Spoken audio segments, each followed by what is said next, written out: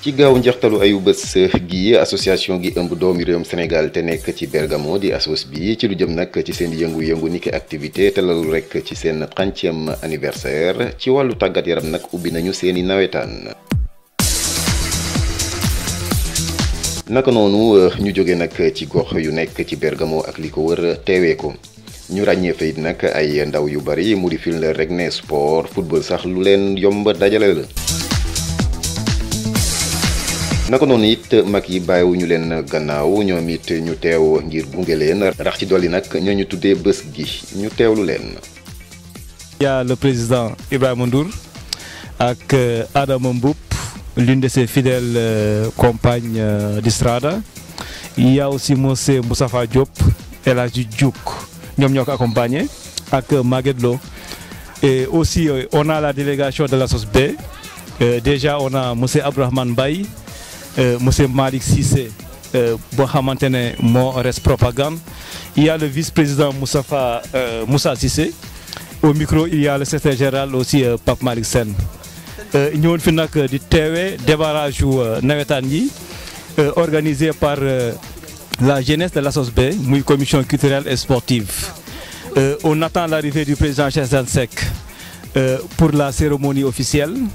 15 heures la ñu joxoon rendez-vous. Mais pour des raisons personnelles on a accusé un peu de retard di si excusé bu baax a baax parce que démarrage bi sifflet bi dañ ko programmé woon 15h30 di si excusé wu ñëpp. Kon donc comme je vous l'avais dit au début l'association des Sénégalais de Bergamo muy ASOS B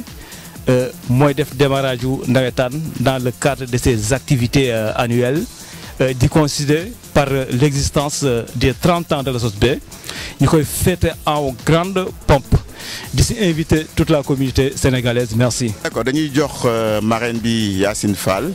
comme ça mu joxe ses premiers mots balaa ñuy dem ci cérémonie officielle bi. auzu billahi mina shaytaani rajim bismillahi rahmaani rahim di leen nuyu yéen ñëpp ci kaw ba ci suuf ba ci kaw di leen wax ne dama kontaan trop ba actuellement sax du ma mën a wax ndax li ñu naan xol bu fees daal mais franchement kontaan na je suis très contente loolu laa ci doon. Merci. En attendant de recevoir l'autre parrain qui est Adama Thiam donc dañuy avancer tuuti dem ci rond central bi ñu def cérémonie officielle bi.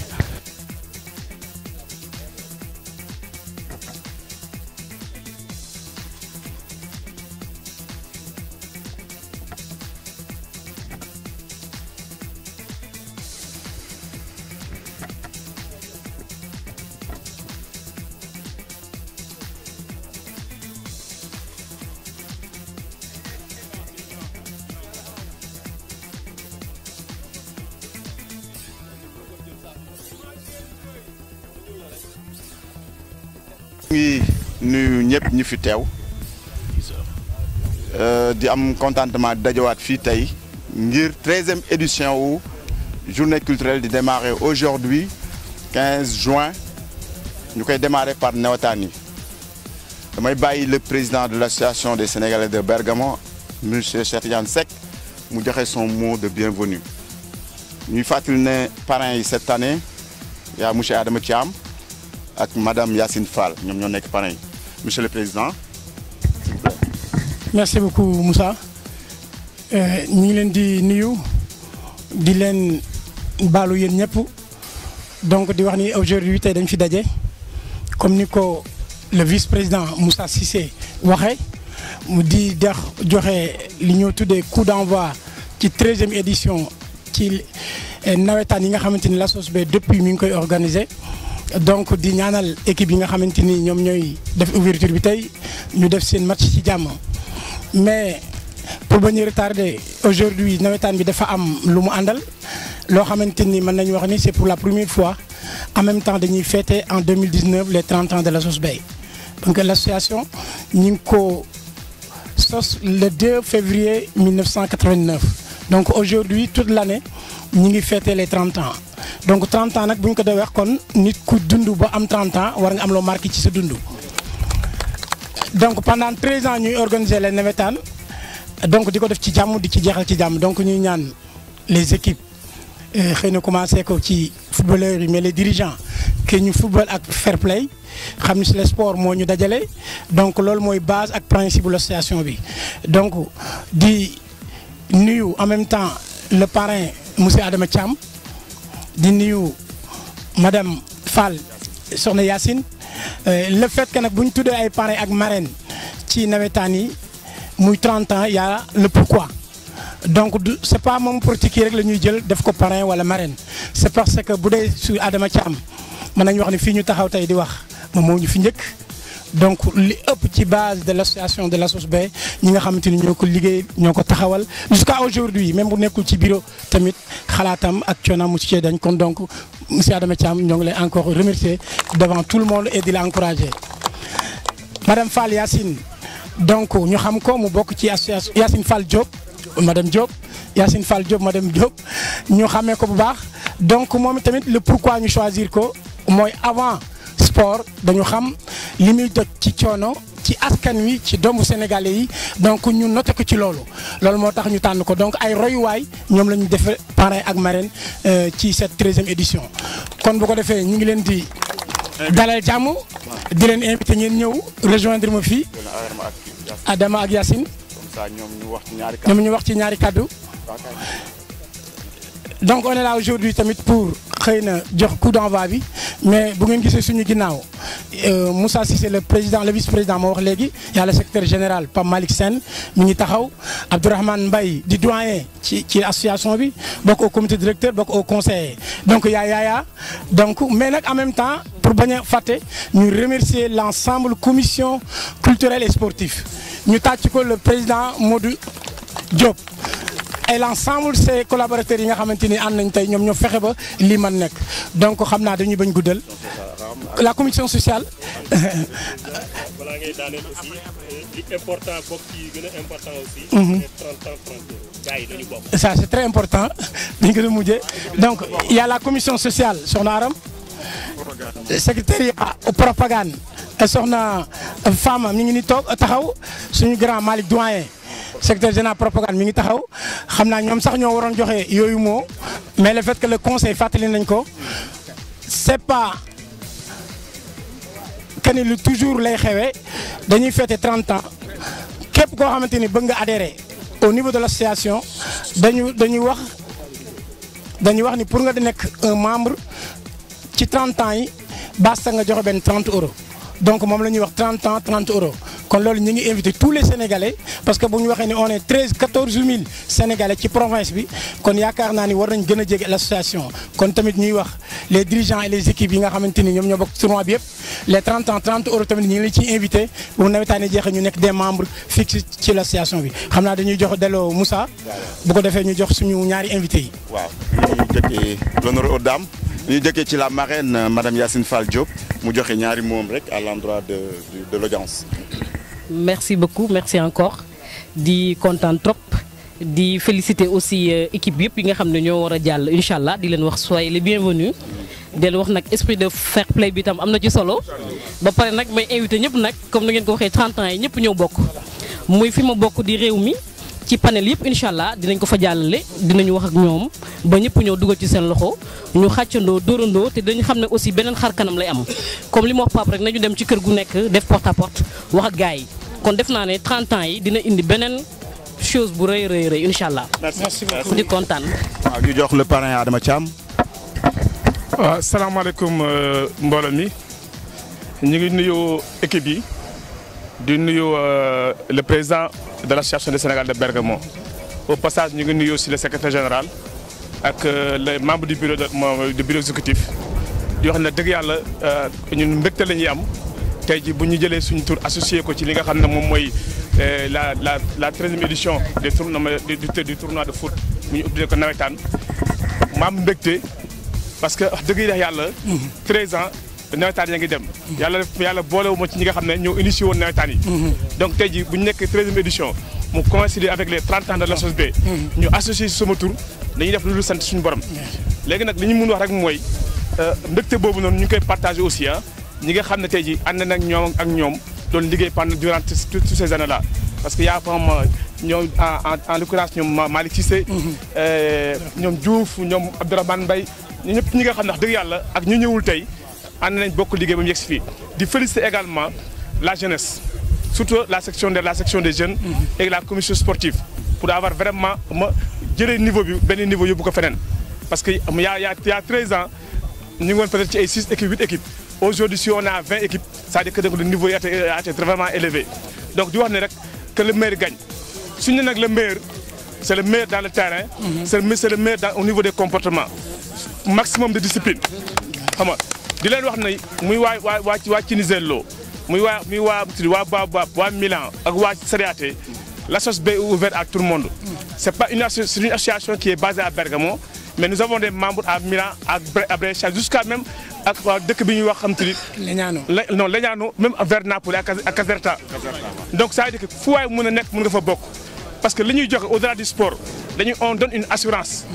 assuré la loo xam ne tey jii boo bokkee feneen mënoo assurance bere nga ko mën a am ku fu wàññeeku ñu mun la dimbale dimbale boobu nag kenn ñaanu yàlla ñu lay dimbale ñu war a ñaan yàlla bokk ci ñuy dimbale donc si aujourd'hui le nouveau président a dit 30 ans 30 euros nous voulons une participation massive donc on a un appel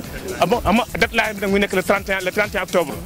bu ñu jógee loolu dañuy commencé waat normalement mooy 50 euros yi donc pour terminer du ñu sori ci wax ji li ñu mun wax daal mooy ñu ngi rafetlu affaire bi di kontaan que le fait que vraiment tey jii bu ñu ne 30 ans ASOSB on dit Adama Thiam ça vraiment ça me fait ça c'est une fierté et un honneur boobu ndax dëgg neex yàlla gay na xaw ma on fera tout le maximum pour le mériter encore davantage encore merci. Merci Adama. Merci. On va donner le coup d'envoi officiellement le président le parrain la marraine s'il vous plaît on va donner le coup d'envoi avec l'arbitro. Facciamo il sì d'inizio. L'organizzazione, la partecipazione l'avete dato, la vostra tutta disponibilità, veramente sappiamo che non è semplice, non è facile, quindi ti ringrazio veramente. Grazie a voi. Personalmente, grazie. Ok yéen ñaar da koy paas mu ci rek paas ko waaw si. mbokk téléspectateurs yi donc ñoo ngi fi Ibrahima Mbaté ci centre sportif bi fi nga xam ne ASOSB association des sénégalais de Bergamo fi la ñuy defee seen tournoi de football bi ñu dippee ko nawetaan fii donc ñoo ngi taxaw ak Ibrahima Ndour mu nekkoon koo xam ne kii mi ngi doon yëngu ci ASOSB te ba léegi sax mi ngi ciy yëngu ci wàllu social Ibrahima na nga def. maa ngi fi Malick maa ngi lay nuyu bu baax di nuyu téléspectateur Diaspora Vision. waaw Ibrahima yow yàgg nga ci ASOSB macha allah yàlla na nga fi gën a yàgg doon nga yëngatu ci nekkoon nga membre actif ba ci yàgg nga retiré wu léegi di gën a yëngu ci social bi ñu gis ne tey waa ASOSB ñooy organiser tournoi football dippee ko nawetaan lan nga ciy wax yow. waa Malick ginnaaw bi ñu sante yàlla bu baax julli ci yonent bi sallallahu alayhi wa sallam di balu àq ñëpp ci koor gi ñu jógee di bal ñëpp ak di ñaan yàlla bés bi doon bésu bu ni ñu ko commencé ci bismillahi rahmaani rahim ñu gën ko ci alhamdulilahi rabil alamin ñi ñëwoon nag tey di démarrage yu nawetaanu la jeunesse bi nga xam ne ñoo bokk ci biir association des Sénégal di Bergamo di ASOSB bi nga xam ne le nouveau président Cheikh Seck moo ko jiite di ko ñaanal yàlla yenn bi oyof ci kawam mu doon bés bu am solo mu doon sunu bés ndax ñun association bi dañoo féete ci côté yëpp comme ni nga ko waxee ñu ngi bokkoon ci secrétariat national bi lañ bokkoon mais jàpp nañu na war nañoo bàyyi ak xale yi postes yi ñu giire ko ba moo tax ñu bàyyi un peu de recul jëluñu recul sax mais ndax ñoo ngi topp ci ñoo topp ci ginnaaw soxna Aram Dieng mi nga xam ne mooy la présidente sociale ñu ne ci ginnaawam di liggéey kon côté social bi tey itam ñu taxaw fi taxawaay yu bokk ci association bi taxawaay yu bokk ci doon sénégalais mu doon sunuy doom ak sunuy set war a jongante mu doon nawetaan yu am solo mu doon 20 équipes war koo jongante ñu ñëwoon tey ci démarrage bi accompagné ji itam sunu présidente de la section di Bergamo bu réew mi muy soxna Yacine Fall mu nekk la marraine bés bi ñu àndoon ak moom ànd ci ak délégation bu am solo ñëwoon fekk si bés bi taxawaay bi nag bi ci gën a am solo mooy taxawaayu association bi moo ci gën a am solo ndax dañoo nekk ci 30 ans ASOSB 30 ans ASOSB am ticket buñ ci dugal mooy 30 euros pour nga participer ci association bi kon dama yaakaar ne bés la boo xam ne ñëpp a ci war a dégg seen loxo Malick muy parti politique muy association muy daayira muy la société civile lii sunu bés la ñun Sénégal ñoo ko moom sunuy doom nañuy feetoo ci Sénégal ci nawetaan yi la ñu war di feetoo fii ñu gis association des Sénégal di Bergamo muy ASB jël initiative bi di ko def naa ñu ngi ci 15e édition bi tey kon loolu dafa am solo Malick dafa am solo ba dañ ci invité tous les Sénégalais ñu gën a ñëw adhéré ci association bi gën a ñëw adhéré activité association bi activité bi du sport rek am na jàng am na làmb am na lépp ci biir parce que dañ ne culture nag lépp a ngi ci biir bàyyiwuñu benn branche Malick. jërëjëf Ibrahima xanaa ñu jox la rek nga wax sa kàddu gu. waa jërëjëf Malick maa ngi lay sant bu baax di ziare bu baax Augustin sa caméraman yaak ñoom Sophie ñëpp maa ngi nuyu ñëpp di leen ziare di ñaan yàlla rek bés bi yàlla nañ ko àggale ci alhamdulilah rabbil alamin bés bi rafet na salaamaaleykum wa rahmatullah. jërëjëf waay donc ñoo ngi amoon fii Ibrahima Ndour muy ancien membre ASOSB ba léegi sax mi ngi ci commission sociale bi di yëngatu jërë ngeen jëf ñoo ngi fi taxaw ak nag Yaya Mbow mooy secrétaire administratif bu association bi Yaya nuyu nañu. waaw maa ngi lay fay Malick di nuyu mbokk téléspectateurs yi di nuyu toute l'équipe de Diaspora Vision vraiment di nuyu l'ensemble des patriotes sénégalais yi nga xamante ni ils vivent à l'étranger. waaw Yaya association des Sénégalais de Bergamo bi nga xam ne yow yaa ngi ciy yëngu depuis ay at a ngi nii plus de 10 ans mi ngi nii ñu ngi def nawetaan yi ren nag mu tombeek 30e anniversaire bi lan nga ñu ciy mën a wax. waaw Malick di rafetlu sa laaj di jaajëfal d'abord l'ensemble de l'équipe de l'ASOSB parce que ku ne communauté sénégalaise mënoo cee teggi ASOSB parce que ASOSB mooy association mère de toutes les associations sénégalaises yi nga xamante ni dañoo juddu sur l'ensemble du territoire italien ASOSB nekk association boo xamante ni vraiment qui a pour but volet social maanaam xam nañu niñ ko sosoo ak li tax ñu sos ko mu nekk nag communauté boo xamante ni vraiment il se retrouve autour de l'essentiel ren nag ñuy fêter suñu 30 ans d'ailleurs tey nga gis lii ñu bés bu rëy bi ñu organiser nawetaan te ku wax nawetaan xam ni Sénégal la fekk baax waaye comme dañ fay am ay doom yoo xam ne dañ fay juddoo nga xamante ni xamuñu kàllaamay olof xëy na peut-être amaguñu chance pour dem Sénégal ay colonies de vacances pour gis seen i maam wala gis seen i mbokk moo tax ñu bëgg a dugal esprit nawetaan bi seen biir bopp bi nga xamante ni comme ñoom ci bu nasaraan bi rek la ñu tàmm su ko defee ñoom it ñu xam ne vraiment man fi samay waajur bokk am nañu vraiment culture am nañu tamit vraiment loo xamante ni moo ñaale nañ leen ko d'ailleurs ASOSB nag di yëngu ci loolu tey nga gis organisation commission culturelle sportive d'ailleurs di féliciter di tirer un chapeau au président Modou Diagne vraiment mu nekk un jeune dynamique am nag tamit l'ensemble de l'équipe boo xamante ni dañ ko gunge mu nekk ay xale yoo xamante ni ils sont très jeunes idée bi ci ñoom la nàccee ñun dañ leen di gunge parce que xam nga ni la relève de l'ASOSB xale yi ñoo ko moom moo tax suñu ambition mooy jéem a conscientiser l'opinion sénégalaise bi nga xamante ni dañoo nekk à l'étranger pour xale yi gën a ñëw jóge organes yi kenn ku ci nekk jël ci ndombal tànk pour mën a wéyal liggéey bi nga xamante ni mag ñi dañ ko defoon ndax lii ay mag ñoo ko sosoon tey yàlla def na mag ñoo ñu nekkatuñu fi ñun ñu ñëw yore ko di ko gunge ñu bëgg nag tamit xale yi ñëw def ñuy war a fêter nag suñu 30 ans vraiment mu nekk moment yoo xamante ni moment yu neex amoon na ay difficultés mais yàlla mi nga xamante ni mooy subhaanahu wa taala mi yàlla dara teewul nga xamante ni askan bi bu ñu demee ba seen xol set ñëpp laalante biir rek kenn ku ci nekk bëgg sa morom rek xol yi bu ñu àndee rek lépp lu ñu sumb rek dañ koy daan. waaw Yaya au-delà de li nga nekk secrétaire administratif sportif nga parce que da ngay entraîner ab équipe muy sa commune bi nga nekk yaa yor équipe bi lan nga nu mën a wax ci niveau football bi fii ci xale yi. waaw vraiment en tant que sportif ak xam-xam gu ndaw gi ñi nga xamante ni xam nañ ko ci football vraiment gis naa fi surtout première heure bi muy maanaam équipe Milan waaw gis naa ci vraiment benn football tactique boo xamante ni ak technique parce que tamit boo leen di xool da ngay xam ni ay xale lañu yoo xamante ni football nañu à haut niveau xëy na peut-être wut si moo tax après topp ñu passion boobu am na nag ñu ci football ba léegi mais vraiment gis naa ci benn synergie boo xamante ni au niveau technique ak au niveau tactique sur le terrain bon néanmoins que Milan perd na 1-0 mais vraiment gis naa tamit l'équipe adverse vraiment tamit muy sériaté mu def benn système de jeu boo xamante ni surtout concentré sur le milieu de terrain waaw parce que déjà dafa gonfler milieu de terrain bi loolu moo xaw a sonal tuuti Milan parce que déjà dañoo am benn vide autour du milieu de terrain bon sériaté problème am aussi tamit mooy au niveau pointe yi donc am nañu benn pointe boo xamante ni day ñëw en retard parce que xëy na amul vélocité peut-être tamit manque d'entraînement la parce que xam nga fii tubaab bi bu la wëggee ci détails yi ci société yi boo jógee dootoo mën a dara foo toog rek da ngay xaran quoi xam naa nag au fur et à mesure que championnat bi di dem parce que tey ubbeeku bi la xëy na peut-être tamit entraîneurs yi nga xamante ni ñoo nekkoon fële ci banc yi dinañ jël note te je pense que aussi dinañ parfaire li nga xamante ni moom mooy le défaut quoi. jërëjëf Yaya donc dañ lay jox rek nga wax sa dernier mot. waaw di féliciter l'ensemble de la communauté sénégalaise di leen jaajëfal encore Malick Diaspora Vision di rafetlu aussi tamit vraiment liggéey bi ngeen def parce que daal vraiment sacrifice ngeen di def parce que bu ngeen jógee ba créer fi presse ba créer fi organe de presse